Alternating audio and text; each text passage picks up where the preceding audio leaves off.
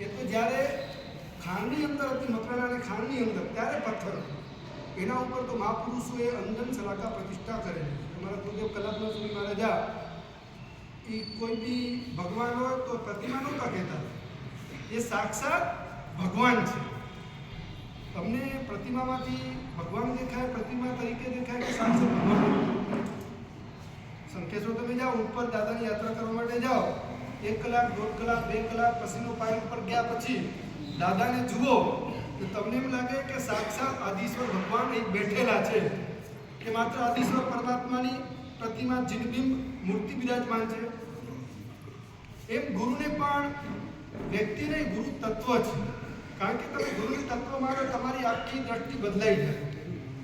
એટલે ગુરુનું તત્વ, ગુરુનું બહુ જ મહિમા છે. માત્ર જૈન ધર્મની અંદર નહીં, અધર કાસ્ટની અંદર કોઈ પણ સમાજ હશે, એ બધા સમાજની અંદર ગુરુ હશે જ.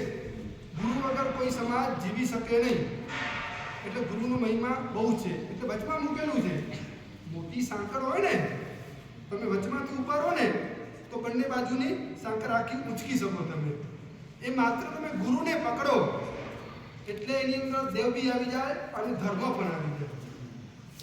ગુરુના દર્શન દેરાસર ઉપાશ્રયમાં થાય અને ભગવાનના દર્શન દેરાસરમાં થાય.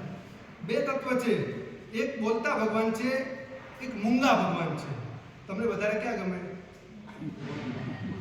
હા રમેશભાઈ, ચંપાલાલજી ને અત્યારે તો મૂંગા ભગવાનને ત્યાં જાય છે બધા. તમને ગમે કે એ વાત કહું છું. એક બોલતા છે, એક મૂંગા છે. તમારા ઘરમાં 2 દીકરા છે, એક મૂંગો છે અને એક બોલતો છે. વધારે પ્રેમ તમને કોના ઉત્પન્ન થાય?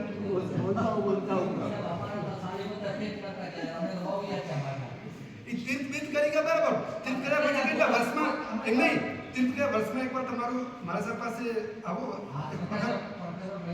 સંકેશ નહીં, વર્ષની અંદર એક વખત તમારી અહીંયા મુલાકાત થાય ને. એક વખત આટલા મોટા તીર્થની પ્રેરણા કરી. હમણાં જઈને આવેલો છું સાલીભદ્ર. હમણાં જામનગરથી નીકળ્યો, પેલો સ્ટોપ મારું ત્યાં જ હતું સાલીભદ્રમાં. એટલું સુંદર મજાનું રમણીય તીર્થ આ મહાત્માની પ્રેરણાથી બનેલું છે. આખા પાયાના પથ્થર કહેવાય તો અમારા વિમલ પરશુરામજી મહારાજ છે. તમે લોકોને પૈસા દેખાય, મારા સાહેબ પૈસા કરો, મારા સાહેબ ન કરી, પણ મારા સાહેબ ને પછી હવે કેટલા તમે આવો છો આવવા માટે તમે કયો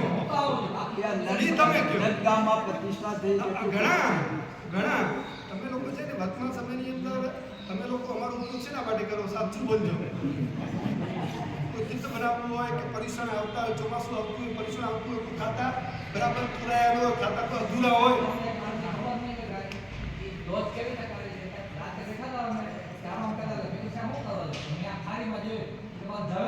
હા ઝવેરાત છે. એ તેનું રાખવા જેવું ઝવેરાત છે. એટલે કહેવાનું મતલબ કે તમારા ઘરની અંદર 2 દીકરા હોય, એક પોતપોતે મૂંગો હોય, તો હસમુખ વધારે ક્યાં દીકરો પ્રેમ લાગે? મૂંગો તો વધારે બોલતો. એમ દેરાસરની અંદર ભગવાન છે, મૂક છે, મૂંગા છે, નથી બોલવાના. આમ કરાય, આમ ન કરાય, આમ જીવન જીવાય, આમ જીવન ન જીવાય, ધંધાની અંદર અનીતિ ન કરાય. આ બધું મંદિરમાં રહેલા ભગવાન બોલવાના નથી. આ કયા ભગવાન બોલવાના છે? ઉપાશ્રયમાં રહેલા એ ભગવાન. વધારે સમય તમે ક્યાં ફાળવો છો? પૂજા કરવા જાઓ, કદાચ અષ્ટપ્રકારની પૂજા કરતો 1 કલાક તમે કદાચ ત્યાં ફાળવી શકો, 1.5 કલાક ફાળવી શકો, પણ ઉપાશ્રયની અંદર આવો તો એ બોલતા ભગવાનની પાસે તમે કેટલો સમય બેસો છો? ગુરુ તત્વ એ બોલતા ભગવાન છે. વર્તમાન સમયની અંદર અધર કાસ્ટમાં લખે છે ગુરુ બ્રહ્મા, ગુરુ વિષ્ણુ, ગુરુ દેવો મહેશ્વર, ગુરુ સાક્ષાત પરમ બ્રહ્મ તસ્મૈ શ્રી ગુરુવે નમઃ. ગુરુ બ્રહ્મા છે, ગુરુ વિષ્ણુ છે, ગુરુ મહેશ છે. બધી ઉપમા એ ગુરુની અંદર આપે છે. અધર કાસ્ટના લોકો ગુરુને છે ને ધર્મ ગુરુદ્વાર, એ લોકો મંદિરો છે ગુરુદ્વારા ઉપર હેડિંગમાં લખેલું કે તમારે ભગવાનની પાસે જવું છે તો મીડિયા માધ્યમ કોણ છે? ગુરુ છે. ગુરુ વગર તમે પરમ તત્વ સુધી પહોંચી શકો નહીં. એટલો મહિમા, એટલો મહત્વ આ ગુરુ તત્વનું છે પુણ્યશાળીઓ. એટલે દેવ ગુરુ ને ધર્મ એ ગુરુ તત્વની બહુ જ મહિમા છે. કારણ કે ગુરુ 3 વસ્તુ. ગુરુ એ મોટિવેટર છે. તમને સતત શું કરે? પ્રેરણા કરે. તમે સાચું અમારી પાસે આવો ને એટલે કારણ કે અમે લોકો ધોકો લઈને બેઠેલા હોઈએ, ધોબીનું કામ અમે કરીએ શું કરો છો પુણ્યશાળી? કેમ કરો છો? મંદિર જાઓ છો, પૂજા કરો છો, દર્શન કરો છો, આમ કરો છો? અમારે એ જ વાત હોય, બીજી વાત ન હોય. તમારો સંસાર કેમ ચાલે છે? હા, ધંધો કેમ ચાલે છે? ફેક્ટરી કેમ ચાલે છે? બિઝનેસ કેમ ચાલે? અમારે કઈ લેવા જવાનું? તમે તો હમણાં ક્યાં છો, એનાથી કેટલા આગળ વધવાના છો, એ જ અમારે વાત કરવાની હોય. એટલે ગુરુ શું છે? મોટિવેટર છે. સતત તમને પ્રેરણા આપે, ધર્મના ક્ષેત્રની અંદર તમને આગળ લઈ જાય. સતત તમને કોઈ આમ કરો, થોડા આગળ વધો, થોડા આગળ વધો. ભાઈ ઉદ્ધાર થવાનું છે પાલિતાણાની અંદર, હજી માલા પહેરી નથી, દીકરાને મોકલો, દીકરીને મોકલો, તમારે બાકી છે, તમે આવી જાઓ. એટલે ગુરુની પાસે જાઓ એટલે સતત તમને પ્રેરણા મળે. એટલે ગુરુ એટલે મોટિવેટર છે.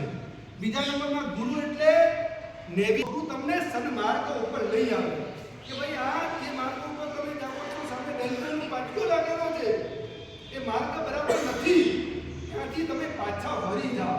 એ કોણ કે કંપાલાજી ગુરુ તમને બતાવે. અને ત્રીજા નંબરની અંદર ગુરુ જે લીડર છે. બોલો બધા ભગવાનને પૂછો તમારા ગુરુ કોણ છે? બધાના ગુરુ છે. અને પૂછો ગુરુને ક્યાં રાખ્યા છે? માથા ઉપર. તમે ગુરુને ક્યાં રાખ્યા છે? હૃદયમાં કે માથા ઉપર? હસમુખ.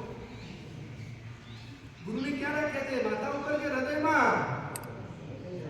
ગુરુ માથા ઉપર, તમે ગુરુના માથા ઉપર?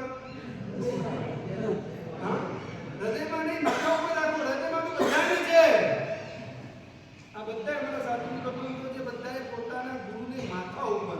તમે પૂછો તો અમારા ગચ્છાધિપતિનું નામ લે છે, પોતાના ગુરુનું નામ લે છે. ભલે 80 વર્ષનું દીક્ષા પડ્યા છે, 75 વર્ષનું દીક્ષા પડ્યા છે, છતાં પૂછો તમારા ગુરુ કોણ, તો પહેલા પોતાના ગુરુનું નામ આપશે. ગુરુ એ લીડર છે, જે નેતા કહેવાય. આજના નેતાની વાત નથી કરતો, આ મોદી સાહેબ કે નેતાની વાત નથી કરતો. ગુરુ નેતા એટલે કે તમે જે માર્ગમાં જતા હોય, માર્ગની અંદર સંકટ આવતા તો સંકટને દૂર કરે, સંકટનું નિવારણ કરે, તમારો માર્ગ નિષ્કંટક બનાવે અને તમને આગળ ધપાવે. એટલે ગુરુ એ લીડર કહેવાય છે. ગુરુ મહિમા અપરંપાર બતાવવામાં આવેલો છે. આજનો દિવસ ગુરુ તત્વની ઉપાસનાનો દિવસ કહેવાય. તમારો જન્મ દિવસ આવે ને, કારણ કે સંસારીઓ શેને મનાવે? જન્મ દિવસને મનાવે, બરાબર ને? એ પોતાનો જન્મ દિવસ આવે એટલે કોઈ રિસોર્ટમાં લઈ જાય, કોઈ રેસ્ટોરન્ટમાં લઈ જાય, કોઈ હોટલમાં લઈ જાય. કારણ કે જન્મ એ દુઃખનો કારણ છે. જન્મ છે તો દુઃખ છે, જન્મ છે તો પાપ છે, જન્મ છે તો આ સંસારની પરંપરા છે. એટલે અમે લોકો જન્મને માનતા નથી, પરંતુ સંયમીઓ પોતાના દીક્ષા દિવસને પોતાના દીક્ષા દિવસને એ ઉજવે છે. પોતાની દીક્ષા તિથિ આવે એટલે કોઈ પણ સંયમી હોય એ શું કરે? સિંહાવલોકન કરે કે ગયા વર્ષની અંદર મેં શું કમાણી કરી. તમારું વર્ષ પૂરું થાય ને, તમે છોકરા જુઓ ને કે એક વર્ષની અંદર ક્યાં પાયા, ક્યાં ખોયા, કેટલું ગુમાવ્યું, કેટલું પાયા. એમાં મારા સંયમી બધા છે, દીક્ષા તિથિ આવે એટલે એ દિવસે ઉપવાસ કરે, આરતી કરે, એ દિવસે વધારે આરાધના કરે, આસપાસ પડતી વડીલો હોય પોતાના કૃષ્ણની સેવા વધારે કરે, શત્રુંજયની અંદર તો યાત્રા કરે, આખો દિવસ ઉપર રહે અને પોતાના આખા વર્ષનો સરવૈયો, આખા વર્ષનું સિંહાવલોકન કરે કે કેટલું બાકી છે, હજી મારે આ ઓરી કરવાની બાકી છે, હજી વિશેષ સ્થાનકની બે ઓરી બાકી છે, હજી મારે આટલું જાપ બાકી રહી ગયું છે, હજી મારે આટલું કરવાનું છે. બોલો, આટલું થઈ ગયું છે દેખાતું નથી, પણ હજી શું બાકી છે, શું કરવાનું છે એ દેખાય છે. એટલે સંયમીનો જ્યારે દીક્ષા દિવસ આવે એ દીક્ષા દિવસ મનાવવામાં આવે છે. આજનો દિવસ સાધ્વીજી ભગવાન શું નામ છે? ધર્મ શાસ્ત્રીજી મહારાજ. કેટલા દીક્ષા પડ્યા ને કેટલા વર્ષ થયા? 48 વર્ષ બધા ઘટના તો કઈ કહો સંયમ જીવન જીવ્યા 48 વર્ષની અંદર